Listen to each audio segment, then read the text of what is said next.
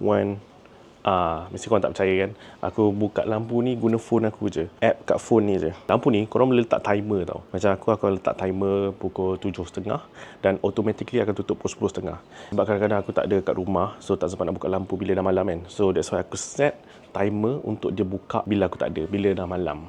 Dan dia akan tutup automatically bila aku nak tidur. Dan dia ada macam-macam colour tau. Ada kuning macam ni, ada biru, ada merah, ada hijau, ada purple, ada kuning. Dan korang boleh pilih lagi exactly colour apa yang korang nak. Hijau, biru, putih. Korang boleh pilih exactly colour apa yang korang nak. And korang boleh pilih dia punya brightness tau. 100% brightness dia. Ni 0%. Dan ni 50%. Dan ni 100%. Lepas tu korang boleh check dia punya energy usage. Nampak tak? Boleh check energy usage. Dan korang boleh tahu specifically untuk lampu ni berapa banyak elektrik kita dah guna. So kalau korang ada lampu light bulb yang terpadam, lepas tu korang nak beli light bulb baru, aku suggest beli light bulb ni. Nanti aku letak link in bio. Korang boleh buat macam-macam